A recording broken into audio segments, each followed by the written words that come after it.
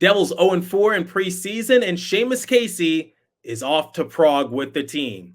We have a lot to break down in today's episode of Locked On Devils. Buckle up, everybody. You're Locked On Devils, your daily podcast on the New Jersey Devils, part of the Locked On Podcast Network, your team every day.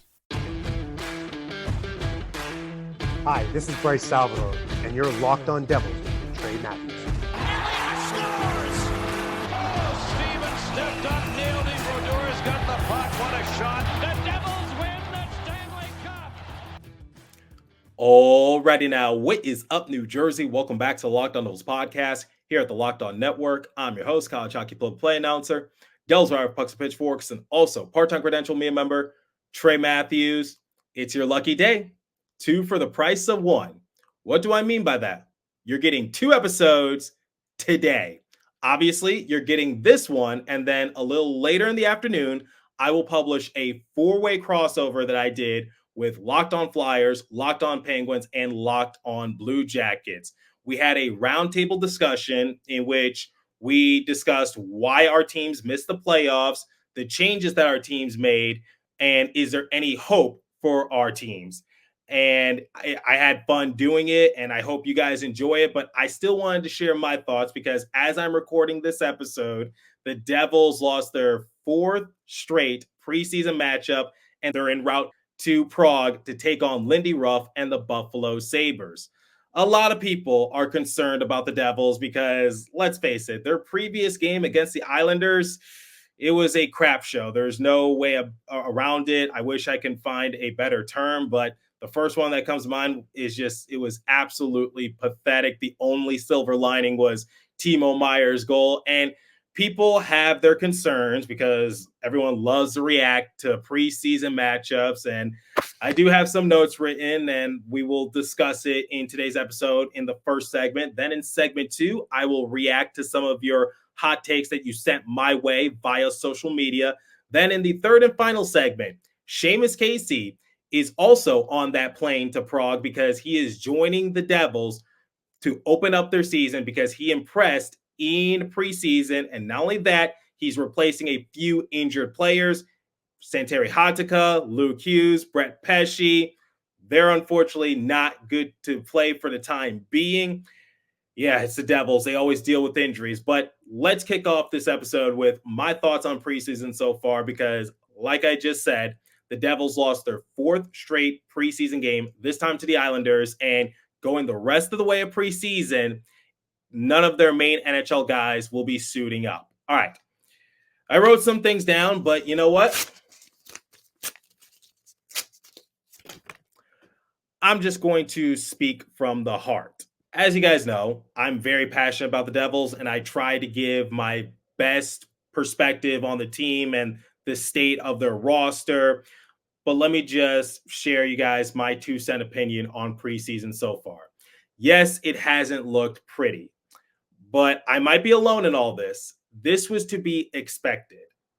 I put this out on social media, and I want you guys to bear with me. All right. Coming back from off-season surgery, Jack Hughes, Timo Meier, Dougie Hamilton, and Brett Pesce. New guys added to the roster: Stefan Nason, Brendan Dillon, Paul Cotter, Brett Pesce, Tomas Tatar, Jacob Markstrom, and Jonathan Kovacevic. Injured: Luke Hughes, Brett Pesce, Santeri Hatakka. Players that joined the team late: Dawson Mercer due to contract issues and Eric Haula due to a sickness. New coach equals new system. And preseason doesn't equal regular season success.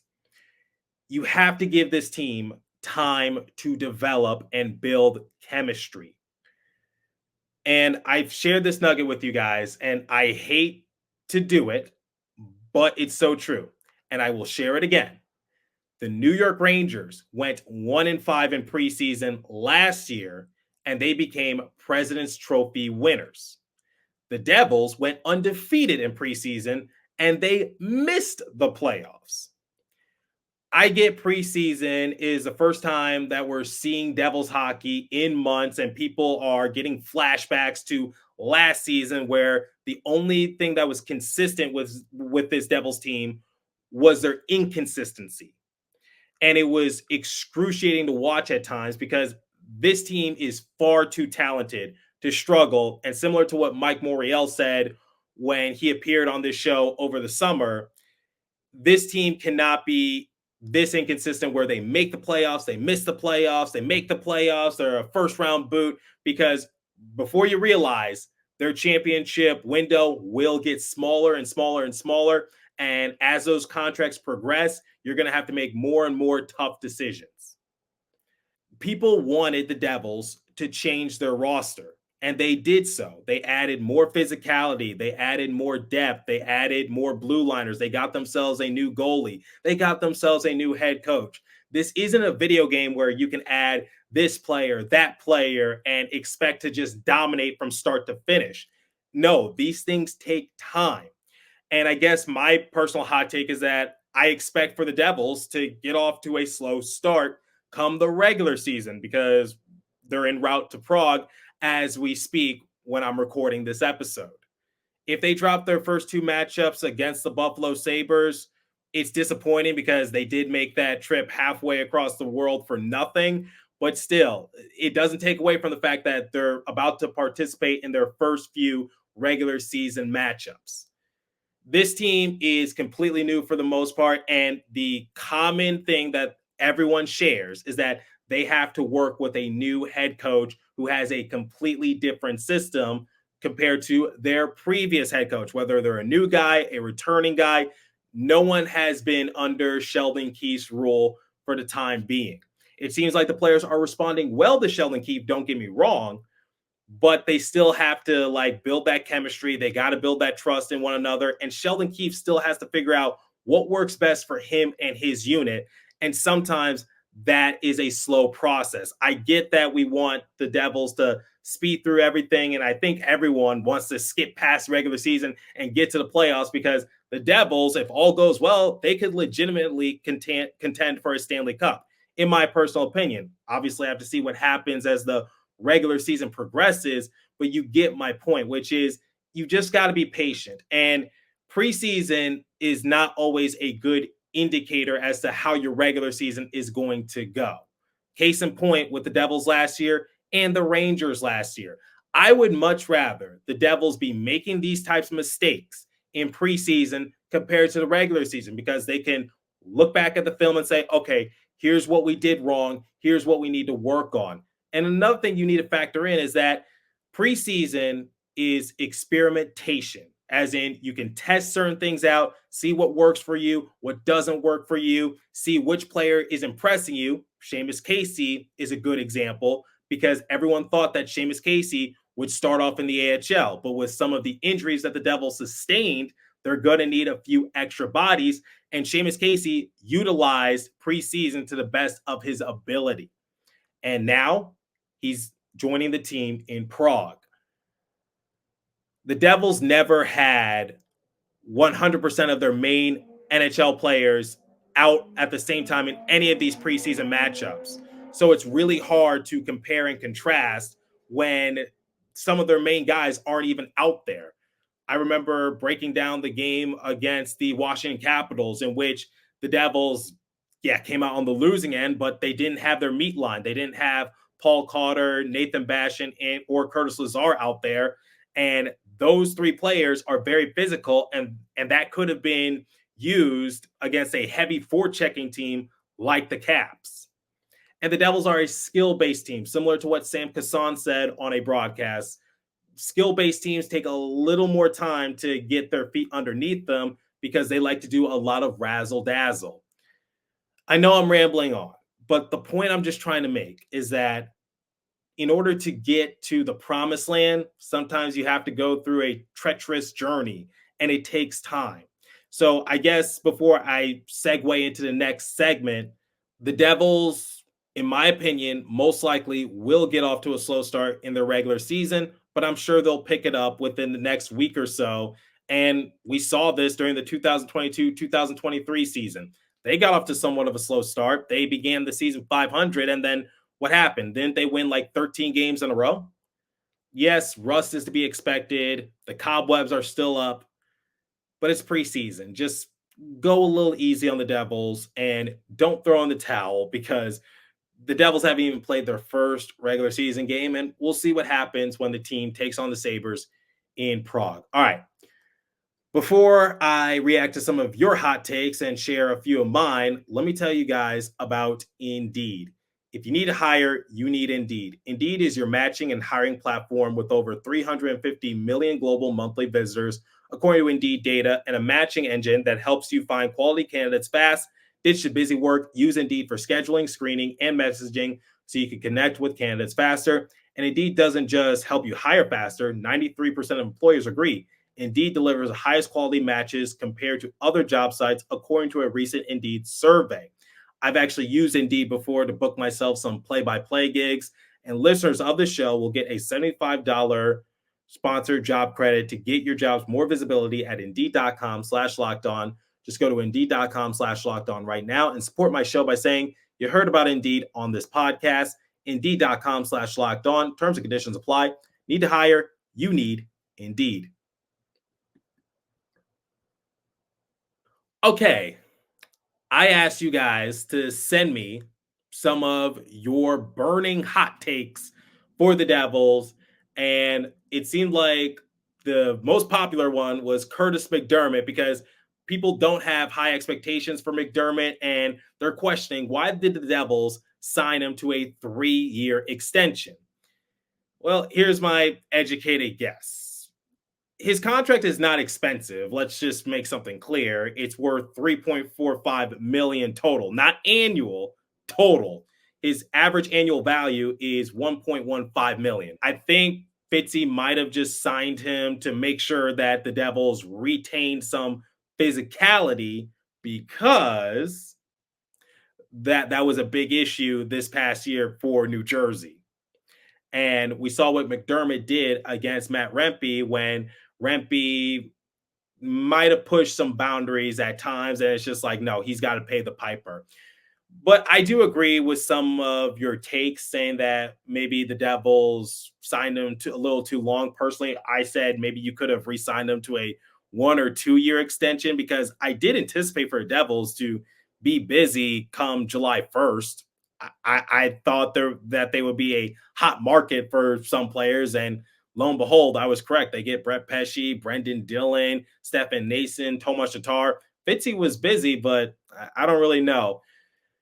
The most games that McDermott has suited up in is 58. That was in 2022 when he was with the Colorado Avalanche, and the Avs ended up winning the Stanley Cup that season. He also spent 89 minutes in the penalty box. Also worth noting that he did not see any action in the playoffs, but his name is still on the Stanley Cup.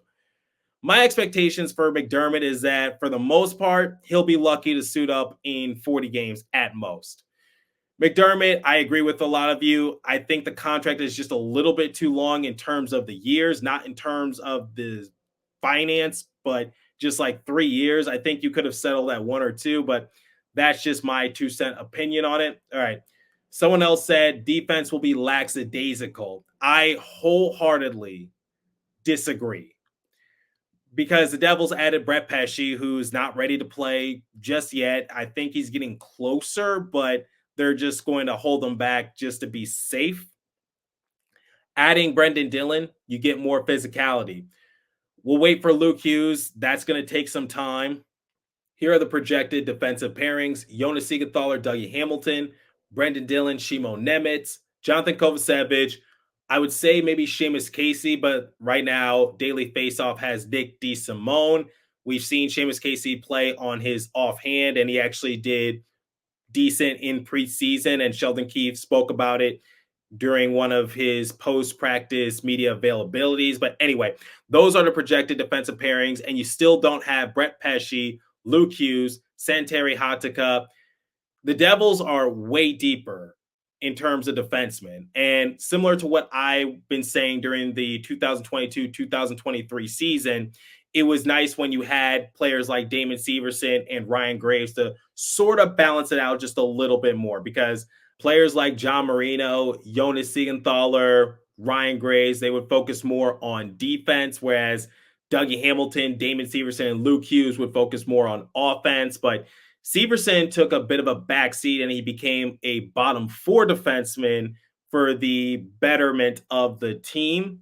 And I'd say Severson really showed his worth. That's why he suited up in 81 of the 82 potential games. The point I'm just trying to make is that you had that nice balance, whereas last year when you dealt with some injuries to Dougie Hamilton and Jonas Siegenthaler, that left a big gaping hole. Luke Hughes and Shimo Nemitz, they saw more time than they should have, and you put a lot of pressure on their shoulders. And as we all know, every rookie goes through this. You hit a rookie wall at some point or another. How long it lasts varies rookie to rookie. But now that both players have more NHL experience, I'm expecting for both Nemitz and Hughes to take a step forward in their development.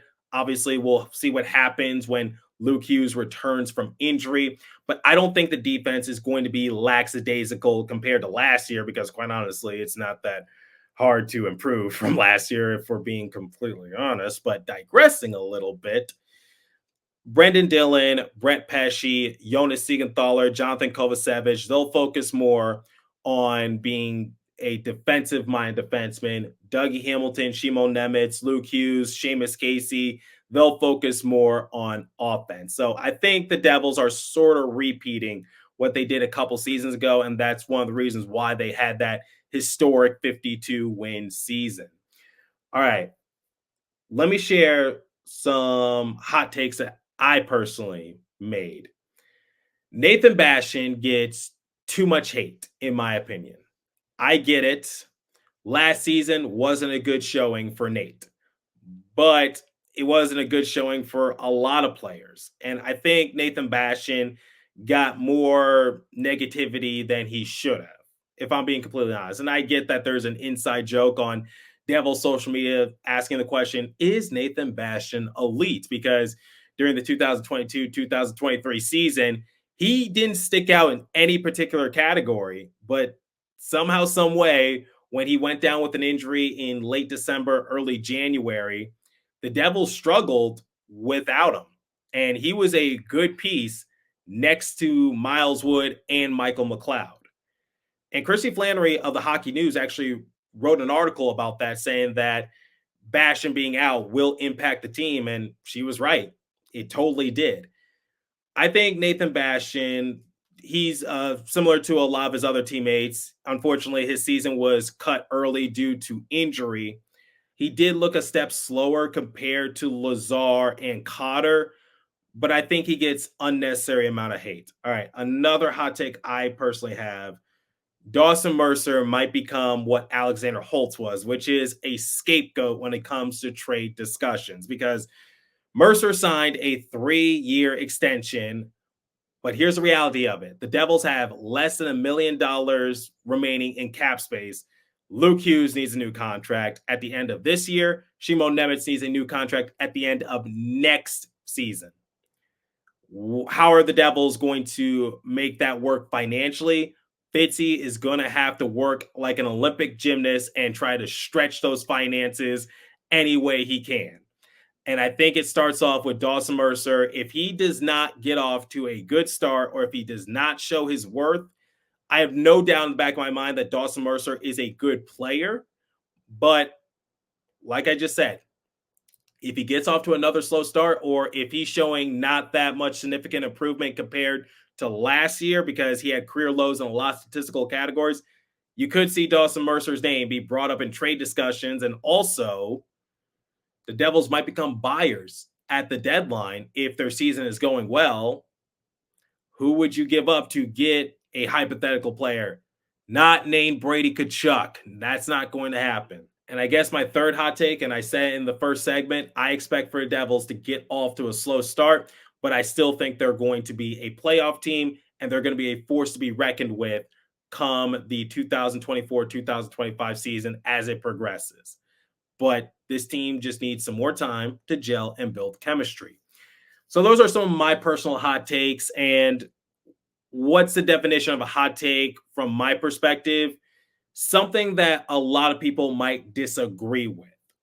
So I'm not going to say like Jack Hughes could possibly win the Hart Trophy. That's not a hot take. We've been talking about that the last few years. I think most people in the Devils discourse would agree with that. Or Nico Hischier, he's going to become the best two-way player in the NHL at some point and win the Selke. We've had that discussion before. Or I'm not going to say like Jacob Markstrom will win the Vezina Trophy because I don't need that from Markstrom. I don't even have those types of expectations on him. I'm not going to say that just to say that for the sake of making a hot take. Like I said, hot takes generally are mostly disagreed with. I just ask you, after listening to some of these hot takes, to be respectful in the comment section if you do disagree with me. But those are just my hot takes. Leave your greatest hot take in the comment section if you're watching on YouTube. All right.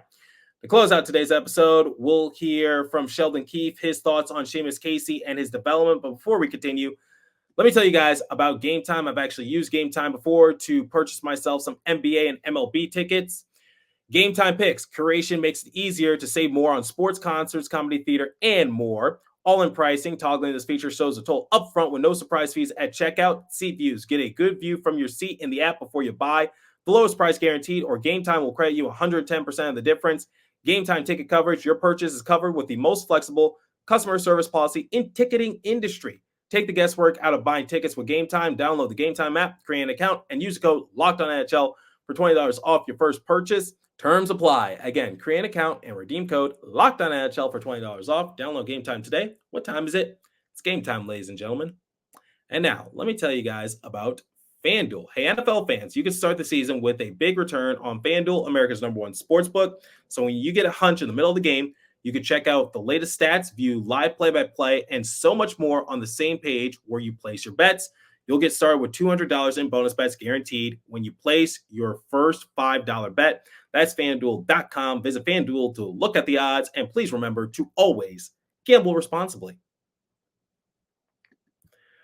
Okay, Seamus Casey surprised a lot of people during preseason, including myself.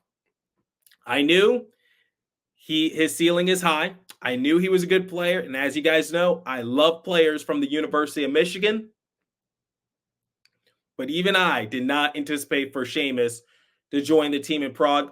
Here's what head coach Sheldon Keefe had to say regarding Casey's development. Sheldon, obviously it looks like Seamus will be coming on the trip. What has he shown to you guys, and was it maybe unexpected just given how he's fresh out of college? Well, in terms of what he's shown confidence. And when I say that, it's just that he's just stayed true to himself in his game. Despite the fact he's coming into his first camp and all of that, he's bet himself and really gotten better each day. It seems like he's gotten more and more confident and comfortable. So the games he's played for us, he made plays and advanced the puck for us nicely, which is something we need. And then he also defended well. He used good angles. He cut people off. He used his body in a very intelligent way, which is important. If you're going to be an undersized defenseman, you got to know how to defend with your body and with your stick. And he showed the ability to do that. So we have opportunity here. So that makes you consider different things. So is it surprising? You don't really know. I mean, is it surprising? You're just going to watch. As we do all the players, you're just watching. Especially me here as the new guy. I'm watching, trying to learn as much as I can about everyone, and he keeps jumping out every day. And then there's increased opportunities. So yeah, I mean, I'm sure there was a, if you had to wager on it, you would have said he'd be going to Utica to start the season and gaining valuable experience down there. But we have opportunity here with the injuries that we have, and he's performed well. So those things meeting, we think he's earned the right to come on the trip with us. So how is this going to work? Well, like I said in segment 2, Daily Faceoff right now is projecting for Nick DeSimone to be paired alongside Jonathan Kovacevic, and they have Shimon Nemec being paired alongside Brendan Dillon.